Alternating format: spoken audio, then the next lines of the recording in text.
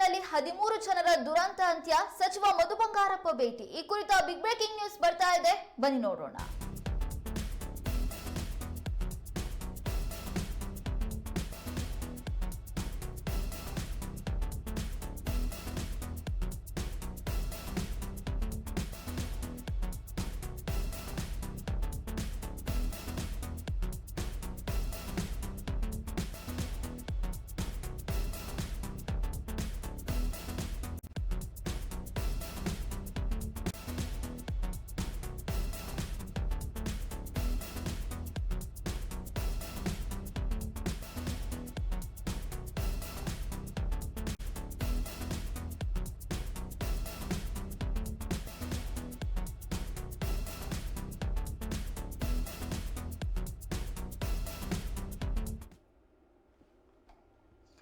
ಎಮ್ಮೆಹಟ್ಟಿ ಗ್ರಾಮಕ್ಕೆ ಜಿಲ್ಲಾ ಉಸ್ತುವಾರಿ ಸಚಿವ ಮಧು ಬಂಗಾರಪ್ಪ ಭೇಟಿ ನೀಡಿ ಕುಟುಂಬ ಸದಸ್ಯರಿಗೆ ಸಾಂತ್ವನವನ್ನ ಹೇಳಿದ್ರು.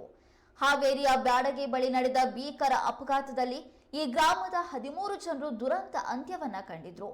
ಆ ಹಿನ್ನೆಲೆಯಲ್ಲಿ ಜಿಲ್ಲಾ ಉಸ್ತುವಾರಿ ಸಚಿವ ಮಧು ಬಂಗಾರಪ್ಪ ಭೇಟಿ ನೀಡಿ ನೊಂದವರಿಗೆ ಸಾಂತ್ವನ ಹೇಳಿದ್ರು. ಈ ವೇಳೆ ಕುಟುಂಬದ ಸದಸ್ಯರು ನೌಕರಿ ಕೊಡಿಸಿದ್ರೆ ಜೀವನೋಪಾಯಕ್ಕೆ ಸಹಾಯವಾಗುತ್ತೆ ಅಂತ ಸಚಿವರ ಬಳಿ ಅವಲತ್ಕೊಂಡ್ರು. ಈ ಸಂದರ್ಭದಲ್ಲಿ ಪರಿಹಾರವನ್ನ ಹೆಚ್ಚಿಸುವೆ, ಮೃತ ಮಾನಸಾಳ ತಂದೆಗೆ ಕೆಲಸ ಕೊಡಿಸುವ ಜವಾಬ್ದಾರಿ ನನ್ನದು ಅಂತ ಮಧು ಬಂಗಾರಪ್ಪ ಭರವಸೆಯನ್ನ ನೀಡಿದ್ರು.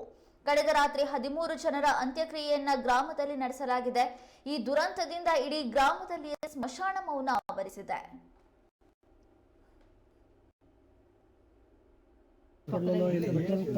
ಕೆಲಸ ಇರ್ತಲ್ಲ ಅಂತ ಮಾಡಿಕೊಟ್ಟು ಜೀವನ ಮಾಡ್ಕೊಂಡು ಇರ್ತಾರೆ.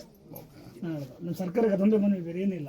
ಎಲ್ಲ ಮಗಳಿಗೋಸ್ಕರನೇ ಇದು ಮಾಡ್ಯಾರ ಸರ್. ಪಾಪ ಓದಕ್ಕೆ ಸಿಕ್ಕಾಪಟ್ಟೆ ಹೆಣ್ಮಕ್ಳಿಗೆ ಕಟ್ಕೊಳ್ಳಿಲ್ಲ, ಮಕ್ಕಳಿಗೋಸ್ಕರ ಇತ್ತು. ಬ್ಲೆಂಡ್ ಸರ್, ಅವಳು ಬರ್ತು ಬ್ಲೆಂಡ್ ಮಗಳು ಮನಸ MSc ಮಾಡಿದಾಳಲ್ಲ, MSc ಮಾಡಿದವಳು ಕುಳ್ಳಿ ಅಂಧವಿಕಲ ಆದ್ರೂ ಇಂಡಿಯನ್ ಫುಟ್ಬಾಲ್ ಅಲ್ಲಿ ಕ್ಯಾಪ್ಟನ್ ಆಗಿ ಬ್ರೈನ್ ಲಿಪಿ ಓದಿದ್ದು. ಈಗ ಬ್ರೈನ್ ಲಿಪಿಯಲ್ಲಿ ಹೈಯೆಸ್ಟ್ ಕೋಚಿಂಗ್ ಹೋಗ್ತಾ ಇದ್ಲು, ಬೆಂಗಳೂರು ಮಾಡ್ತಿದ್ಲು. ದುಡ್ದಿದ್ದೆಲ್ಲ ಏನಿದ್ರು ಮಗಳಿಗೆ, ಬೇರೆ ಏನಕ್ಕೂ ದುಡ್ದಿಲ್ಲ. ನೋಡಿ ಸರ್, ಇದೇ ಬಟ್ಟೆ, ಯಾವ ಫಂಕ್ಷನ್ ನೋಡಿದ್ರು ಹಿಂಗೆ ಇರ್ತಾರೆ ಅವರು. ಇದೇ ಮನೆ, ಅವರು ದೊಡ್ಡ ಅರಮನೆ ಕಟ್ಟಿದಂಗೆ ಇದೆ. ಅರಮನೆ ಕಟ್ಟಿದ್ದು ನಿನ್ನೆ ಹೋದ್ರು, ಇಬ್ಬರು ಹೋದ್ರು. ಈಗ ಯಾರು ಇಲ್ಲ.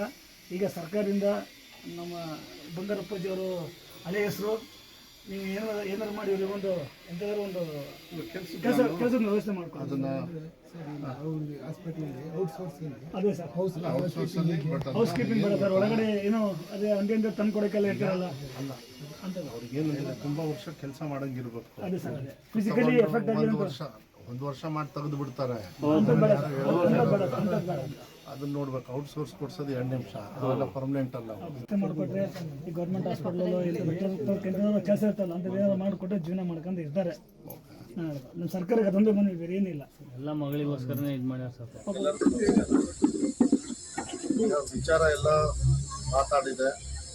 ನಾನು ನಿನ್ನೆ ನಮ್ಮ ಜನಸಂಪರ್ಕ ಸಭೆ ಇತ್ತು, ಅದಾದ್ಮೇಲೆ ಬೇರೆ ಕಾರ್ಯಕ್ರಮ ಅವ್ರಿಗೆಲ್ಲ ಬಾಡಿ ಎಲ್ಲ ಕೆಲವೆಲ್ಲ ಲೇಟಾಗಿ ಬಂದು ಆಮೇಲೆ ನಾನು ಹೇಳಿದೆ, ಯಾಕೆಂದ್ರೆ ಆ ಟೈಮಲ್ಲಿ ಬಂದು ನಾವು ಇದನ್ನೆಲ್ಲ ಮಾತಾಡೋಕ್ಕಾಗಲ್ಲ. ಯಾಕೆಂದರೆ ಎಲ್ಲ ಬಡ ಕುಟುಂಬ, ಎಲ್ಲ ಹೋದವರು. ಪಾಪ ಅವನು ಒಳ್ಳೆ ಆಸೆ ಇಟ್ಕೊಂಡು ಹೊಸ ಗಾಡಿ ತೊಗೊಂಡಿದ್ದೀನಿ ಅಂತ ಹೇಳಿ ಎಲ್ಲರೂ ಪಾಪ ಕರ್ಕೊಂಡು ಹೋದ. ಏನೋ ಒಂದು ಆಸೆ ದುಡ್ಡು ಮಾಡಿರ್ತಾರೆ, ಕಷ್ಟಪಟ್ಟು ಬೆವರು ಸೃಷ್ಟಿ ಮಾಡಿರ್ತಾರೆ. ಅನಾಹುತ, ದುರಂತ. ನಾನು ಅದ್ರ ಬಗ್ಗೆ ಹೆಚ್ಚು ಹೇಳೋಕ್ಕೋಗಲ್ಲ. ದೇವರವರು ಕುಟುಂಬಕ್ಕೆ, ಅವ್ರ ಆತ್ಮಕ್ಕೆ ಶಕ್ತಿ ಕೊಡಲಿ. ಮತ್ತು ಕುಟುಂಬಸ್ಥರು ಮತ್ತು ಅವರು ಎಲ್ಲ ಸಂಬಂಧಿಕರು ಎಲ್ಲ ಅವರಿಗೆಲ್ಲರೂ ಕೂಡ, ಕೆಲವರೆಲ್ಲ ಹಿರಿಯರೆಲ್ಲ ಇದ್ದಾರೆ, ಅವ್ರ ಅಣ್ಣಂದರು ಎಲ್ಲರಿಗೂ ಕೂಡ ಧೈರ್ಯ ಕೊಡಲಿ. ಮತ್ತು ಊರು ಕೂಡ ಒಗ್ಗಟ್ಟಾಗಿರುತ್ತೆ. ನಾನು ಹೆಚ್ಚು ಮಾತು ಹೇಳಕ್ಕೆ ಹೋಗೋದಿಲ್ಲ. ಎಲ್ಲ ಜನಪ್ರತಿನಿಧಿಗಳು ಕೂಡ ಬಂದು ಹೋಗಿದ್ದಾರೆ ಅಂತೇಳಿ ಭಾವಿಸ್ತೀನಿ.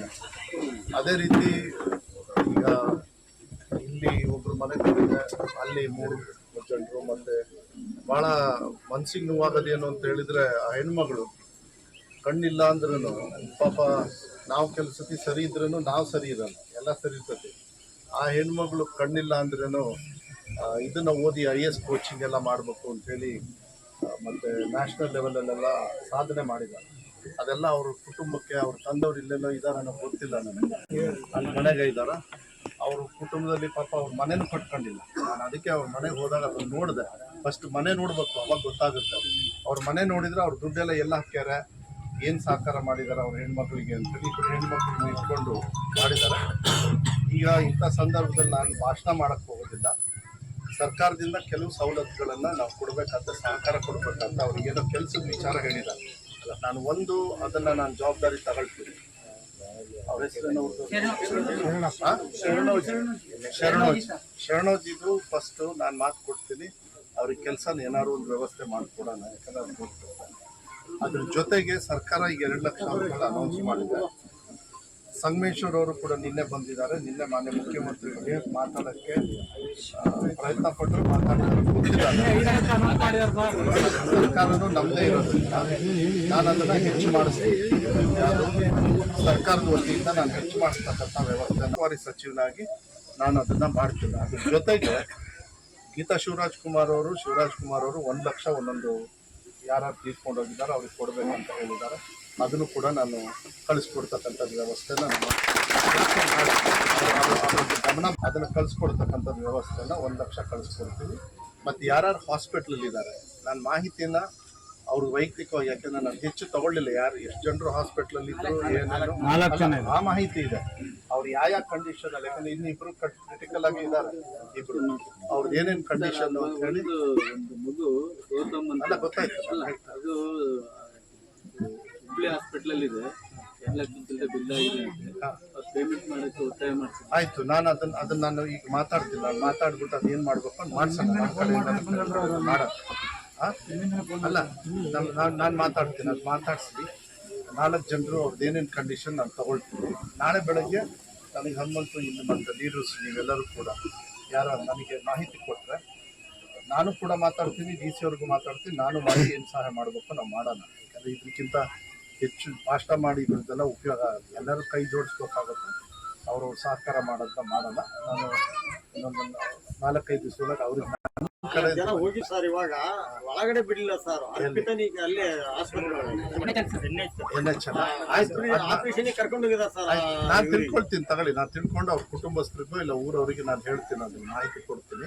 ಮತ್ತು ಹುಬ್ಳಿಯಲ್ಲಿ ಯಾರಿದ್ದಾರೆ ಅವ್ರದ್ದು ಕೂಡ ಮಾಹಿತಿ ಆಯ್ತು. ಅವ್ರದ್ದು ಮಾಹಿತಿ ತಗೊಳ್ತೀನಿ. ನಾನು ಈಗ ತಗೊಳ್ತೀನಿ. ಈಗ ನಾನು ಬಂದಿದ್ದೀನಲ್ಲ, ತಗೊಳ್ತೀನಿ. ವೈಯಕ್ತಿಕವಾಗಲ್ದ ಇನ್ನು ಯಾರ್ಯಾರು ನೀವು ಸಹಾಯ ಮಾಡ್ತಿರೋ ಮಾಡ್ರಿ. ಅದೇನು ಅನೌನ್ಸ್ ಮಾಡಿ ದೊಡ್ಡಸ್ಕೆ ಮಾಡೋದಲ್ಲ. ಇದು ಕಷ್ಟಕ್ಕೆ ಬಂದಾಗ ಬಡತನಕ್ಕೆ ನಾವು ಸಹಕಾರ ಮಾಡಬೇಕಾಗತ್ತೆ. ಅದನ್ನು ನಾವು ಮಾಡಿಸ್ತೀವಿ. ಅದನ್ನು ಆದಷ್ಟು ಬೇಗ ನಾನು ಮುಂದಿನ ವಾರನ ನನ್ನ ಕಡೆಯಿಂದ ಮಾಡ್ತೀನಿ. ಬಟ್ ಸರ್ಕಾರದಿಂದ ಹೆಚ್ಚು